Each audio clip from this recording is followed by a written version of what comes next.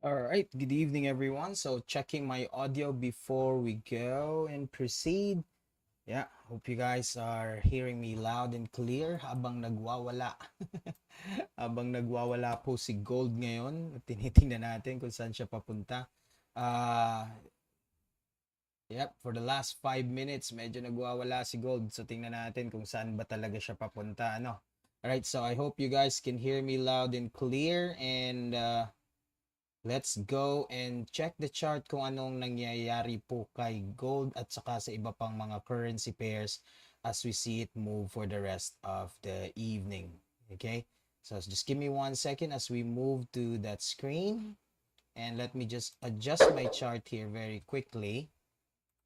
All right, I hope you guys can see this now. All right. Oh, ay, sorry. Sa Zoom lang pala naka-share. Sorry po. Lito ako sa dami ng screen. Okay, yun. Alright, this one now here. So, if you notice, look at that drop right there. So, technically, hindi lang pala si gold. Pansin natin yung spike din kay dollar doon sa taas. Look at that. USD spiking as well. And the only reason that I can think of right now is the CPI report that has been released, right, relating to the dollar, right? The forecasted number is 1.1%, and I'm just refreshing my screen right here for the actual number. So the number is higher, which is 1.3, and of course, ang ating usual effect would be if the actual number is greater than the forecasted number, then it will be good for the dollar. So we're seeing that happening now as this is being released right here. Look at that on gold as well. So tingnan natin. May position tayo dyan pero hindi pa natin fina-finalize. So tingnan natin how this can affect our trades with these currency pairs. Alright, so tingnan natin, no? Wait lang po mabilis lang. Tingnan ko lang siya dito. And there you go. Okay. AUDSD, puntahan natin. Tingnan natin kung may mapapasukan pa ba tayo ngayon after that drop. But from Monday, we are expecting for this pullback to happen. Ayun na nga, nangyari na yung pullback, right? So kung makikita nyo yan dyan, oops, nagdagdag tayo ng level dyan for short-term reference, right? So na-break niya na yan. So ibig sabihin, right? Tingnan natin kung pwede pa tayong mag-sell ulit. Okay? Hanap tayo ng area doon sa 4 hourly chart. So kung mapapansin nyo, ito yung binalikan niya. Tinitingnan natin kung kaya pa natin habulin ito. Right? So on the 1 hourly chart now, the EMAs have not crossed over yet. I am not finding a better entry price as we speak now. So ibig sabihin, tingnan natin kung anong mangyayari dito sa area na to. Okay, wait lang po Uhu. Ay, bakit ganito? Saglit Parang nagloloko yung screen ko. Wait lang po. Ba't ganyan siya?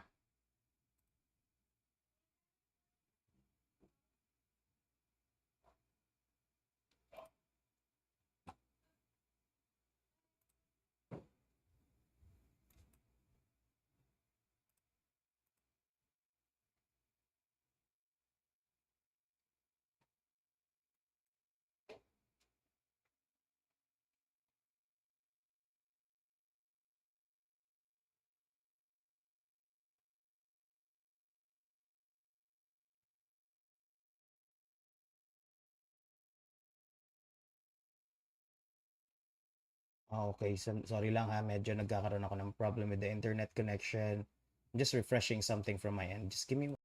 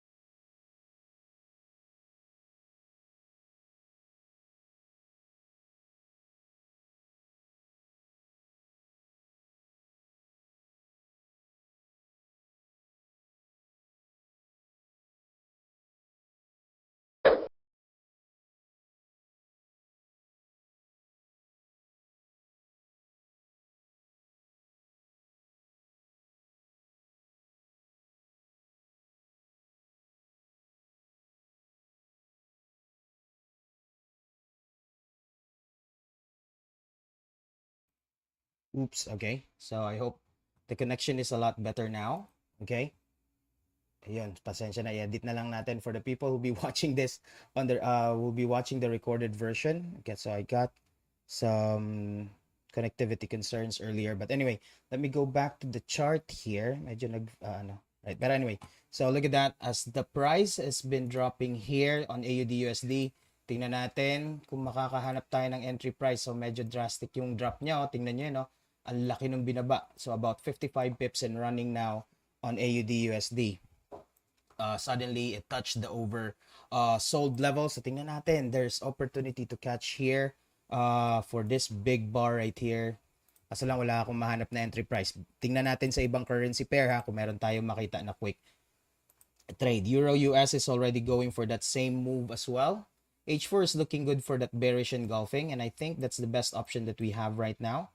Baba lang ako sa lower time frame, like 15 minutes. Yep, there you go. So if we can go for that short position, tingnan natin if we have some room there on the 4-hourly chart. Yes, we do have that beautiful room on the 4-hourly chart. Okay, so tingnan nga natin kung kakayanan natin at least mag 1:1 dito. Just give me 1 sec here.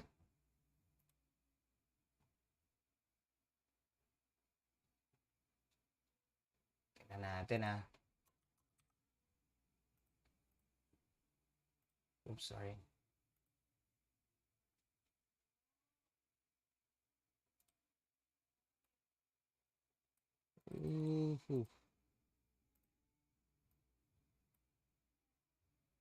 We're very close to that entry price on the 4-hourly, pero this is oversold on the RSI. So tingnan natin, if that strength is enough, because this is becoming sideways here. At least ito, we're testing this floor level, so it's kind of interesting, but there's a little bit hesitation on this move. So dun tayo nagdadalawang isip pag hinahabol na natin yung malaking move na yon. So technically we are a little bit late on what's going on now, so I don't want to go and jump in on that based on the current emotion. Pinipilit natin siyang habulin, right? So tingnan natin if we can make sense of things, of what's happening right now. That's a wonderful news coming back to back for the dollar, because we have another one. There's two CPI reports, I mean, right? Core CPI and your CPI. So the other one is also good for the dollar, which is 0.7. Then we have another one for crude inventories, but that would be related to crude as what we would expect for later. So sadly, eto na naman tayo. Pagbukas natin ng chart, saka siya bumagsak or nag-move, 'di ba? So pero anyway, ayun na nga po, paano natin nahanapan ng entry price ito. Laki-laki ng bar.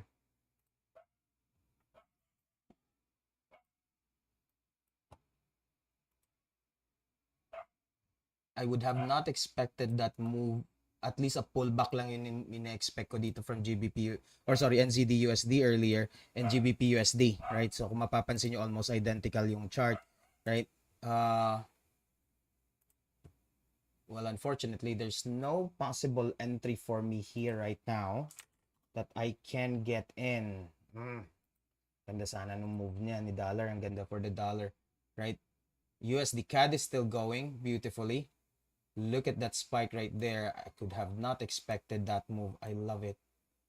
Right? It already moved by 70-ish pips there.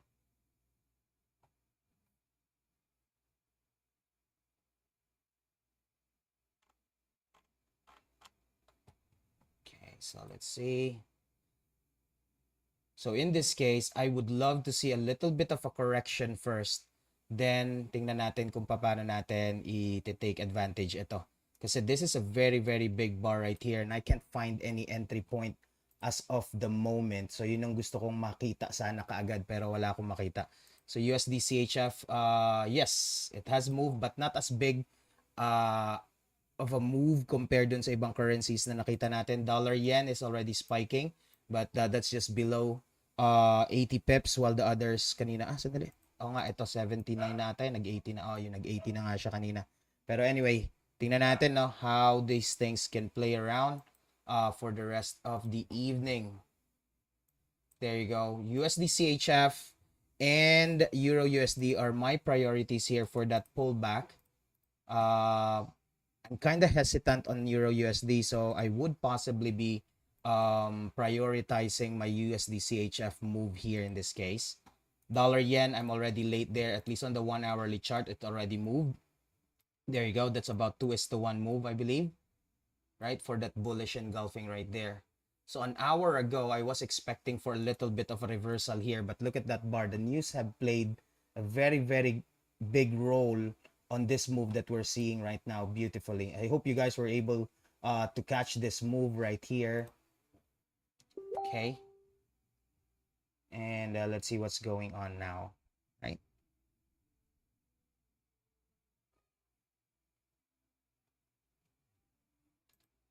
Pullback na talaga ang aabangan natin dito. This is a beautiful move right here. So, correction na ang aabangan ko dito. Sayang, di natin nahuli. Ang ganda. Pero anyway, is this no, not affecting silver, but Bitcoin have dropped.